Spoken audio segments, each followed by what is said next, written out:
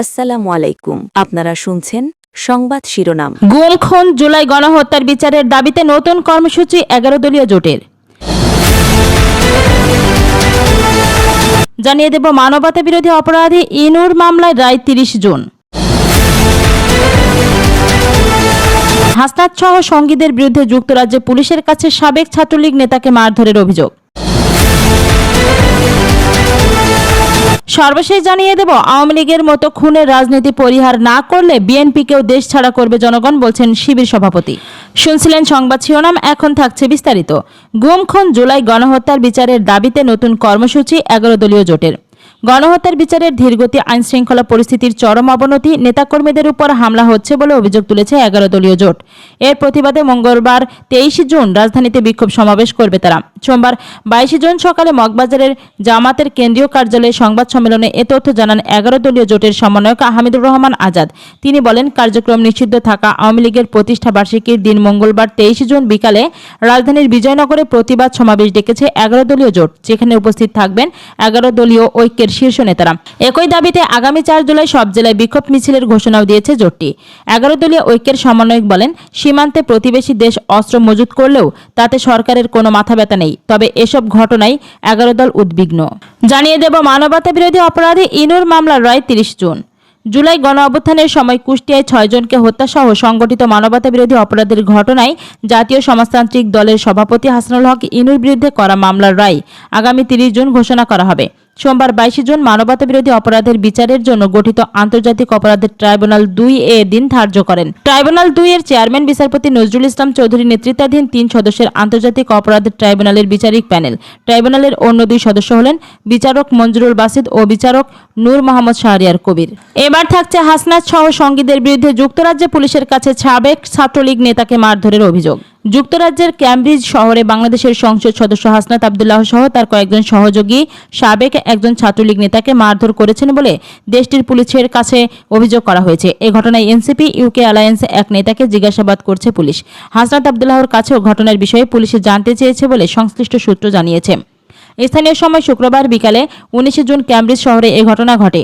পুলিশের কাছে অভিযোগকারী জুবায়ের আহমেদ বলেন, হাসনাত আব্দুল্লাহ ও তার সহযোগীরা তার পথে আটকে মারধর করেছেন। তার তলপেটে ছুরিকাঘাতের চেষ্টা করা হয়েছে, তাতে সেখানে হালকা জখম হয়েছে। এই বিষয়ে যুক্তরাজ্যে অবস্থানরত হাসনাত আব্দুল্লাহর বক্তব্য পাওয়া যায়নি, তবে জুবায়েরের উপর হামলার অভিযোগ অস্বীকার করেছেন এনসিপি ইউকে অ্যালায়েন্সের এক নেতা। আর সংগঠনটি শনিবার 20 জুন এক বিবৃতিতে বলেছে, যুক্তরাজ্যে আওয়ামী লীগ ও পতিত ফাঁসিবাদী সরকারের সমর্থকেরা হাসনাত আব্দুল্লাহ এবং তার সফরসঙ্গীদের বিরুদ্ধে ধারাবাহিক অপপ্রচার ও হয়রানির পর এবার নতুন নাটক শুরু করেছে।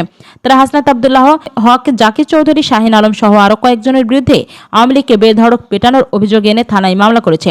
এর মধ্য দিয়ে যুক্তরাজ্য পুলিশের মূল্যবান সময় নষ্ট করার অপচেষ্টা চলছে। বাংলাদেশে কার্যক্রম নিষিদ্ধ আওয়ামী লীগের সন্ত্রাসী কর্মকাণ্ড, জননিরাপত্তা ও যুক্তরাজ্যের আইনশৃঙ্খলা পরিস্থিতির উপর এর সম্ভাব্য প্রভাব নিয়ে যুক্তরাজ্যের একটি বিশেষায়িত সংস্থা তদন্ত কার্যক্রম শুরু করেছে বলেও এনসিপি ইউকে অ্যালায়েন্স ওই বিবৃতিতে দাবি করা হয়েছে। মামলার বাদী জুবায়ের আহমেদ জানিয়েছেন, তিনি ক্যামব্রিজ বিশ্ববিদ্যালয়ের একটি গবেষণাগারে কর্মরত, পাশাপাশি অতিরিক্ত আয়ের জন্য ফুড ডেলিভারির কাজও করেন। তিনি একসময় সিলেটে জেলা ছাত্রলীগের সঙ্গে যুক্ত ছিলেন। জুবায়ের বলেছেন, ঘটনার দিন তিনি মোটরসাইকেলে করে খাবার সরবরাহের কাজে বের হয়েছিলেন। এক পর্যায়ে একটি সাদা রঙের গাড়ি ট্রাফিক নিয়ম অনুযায়ী তাকে অগ্রাধিকার না দিয়ে বেপরোয়াভাবে চলে যায়। এর প্রতিবাদ জানাতে তিনি গাড়িটিকে অনুসরণ করতে শুরু করেন। তখন তিনি জানতেন না যে গাড়িটিতে এনসিপি নেতা হাসনাত আব্দুল্লাহ অবস্থান করছিলেন। জুবায়ের বলেন, কিছু দূর যাওয়ার পর গাড়িটি রাস্তার মধ্যে থামে, পরে আরেকটি গাড়িও সেখানে এসে দাঁড়ায়। এ সময় এনসিপি ইউকে অ্যালায়েন্সের নেতা জাকির চৌধুরী তার মোটরসাইকেলের গতিরোধ করেন। এরপর হাসনাত আব্দুল্লাহ বহনকারী গাড়ি থেকে কয়েকজন ব্যক্তি নেমে এসে তাকে এলোপাতাড়ি কিল ঘুষি মারেন। আমি তখন হেল্প হেল্প বলে চিৎকার করি এবং আত্মরক্ষার চেষ্টা করি। আশেপাশের লোকজন চিৎকার চেঁচামেচি শুনে এগিয়ে এলে হামলাকারীরা দ্রুত গাড়িতে উঠে ঘটনাস্থল ত্যাগ করেন। জুবায়ের আরও দাবি করেন, হামলাকারীদের একজনের হাতে ছুরি ছিল এবং তাকে ছুরি দিয়ে আঘাত করার চেষ্টা করা হয়। এ সময় তার তলপেটের বাঁ পাশে হালকা আঘাত লাগে। ঘটনার পর রক্তমাখা পোশাক সহ তিনি বিষয়টি পুলিশকে জানান। জুবায়েরের ভাষ্য অনুযায়ী ঘটনাস্থলের কাছাকাছি থাকা একজন শ্বেতাঙ্গ নারী প্রত্যক্ষদর্শী পুলিশে ফোন করে। পরে ওই নারী তাকে হাসপাতালে নিয়ে যান।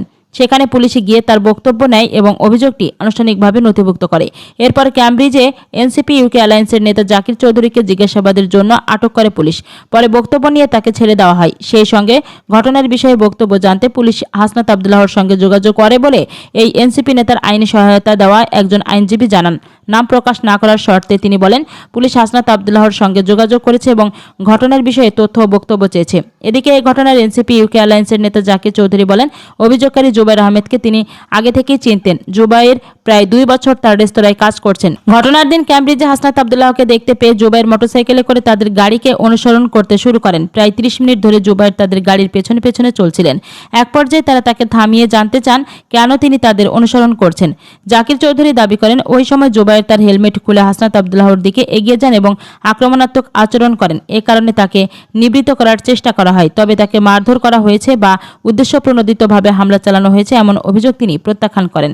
জাকির চৌধুরী বলেন, আমরা তাকে আক্রমণ করিনি, তাকে শান্ত করার এবং পরিস্থিতি নিয়ন্ত্রণের চেষ্টা করেছি। পরে আমরা ঘটনাস্থল ত্যাগ করি। যুক্তরাজ্য পুলিশ ইতোমধ্যে এই বিষয়ে তদন্ত করে কোনো অপরাধমূলক কর্মকাণ্ডের প্রমাণ না পাওয়ায় তদন্তটি বন্ধ করে দেওয়া হয়েছে বলে দাবি করেছেন এনসিপি নেতা ও সংসদ সদস্য হাসনাত আব্দুল্লাহ।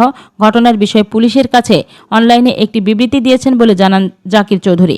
এই ঘটনায় তদন্তে অগ্রগতি জানতে চেয়ে আজ রোববার লন্ডন পুলিশকে মেইল করা হয়েছে। এখনও তাদের কাছ থেকে কোনো জবাব পাওয়া যায়নি। আর ঘটনার বিষয়ে জানতে লন্ডনের বাংলাদেশ হাই কমিশনে যোগাযোগ করা হলে সংশ্লিষ্ট এক কর্মকর্তা বলছেন, বিষয়টি দেখভালের জন্য এক কর্মকর্তাকে দায়িত্ব দেওয়া হয়েছে।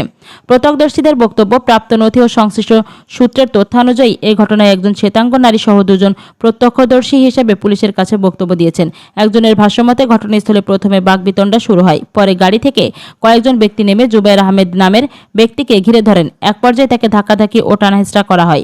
ঘটনাস্থলে উপস্থিত কয়েকজন ব্যক্তি তাকে শারীরিকভাবে হেনস্থা করেন।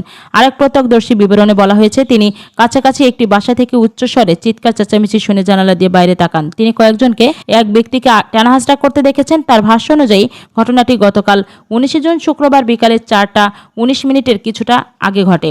পরে হামলাকারীরা গাড়িতে উঠে ঘটনাস্থল ত্যাগ করেন। সাক্ষী দাবি করেছেন, গাড়িটি চলে যাওয়ার আগে তিনি এর রেজিস্ট্রেশন নাম্বারের ছবি তুলতে সক্ষম হন।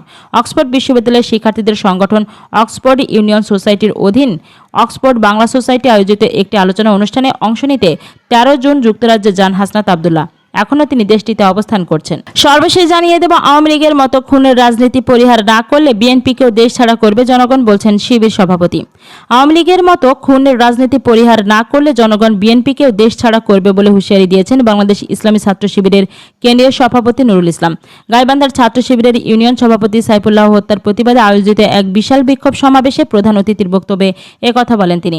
রোববার 21 জুন রাত 9:30টায় বাংলাদেশ ইসলামী ছাত্র শিবির ঢাকা মহানগরের উদ্যোগে রাজধানীর কেন্দ্রীয় শহীদ মিনার থেকে মিছিলটি শুরু হয়ে শাহবাগে গিয়ে এক সংক্ষিপ্ত সমাবেশের মাধ্যমে শেষ হয়। ছাত্র শিবিরের কেন্দ্রীয় সভাপতি বলেন, বিগত 20 বছর ধরে রাজপথে একসাথে লড়াই করলেও আজ ক্ষমতায় এসে বিএনপি আওয়ামী লীগের মতোই স্বৈরাচারী ও খুনের রাস্তা অবলম্বন করছে। নুরুল ইসলাম আরও বলেন, গাইবান্ধায় আমাদের ভাই সাইফুল্লাহর উপর যে বর্বরোচিত ও কাপুরুষোচিত হামলা চালিয়ে হত্যা করা হয়েছে তা কোনো সুস্থ রাজনৈতিক সংস্কৃতির অংশ হতে পারে না।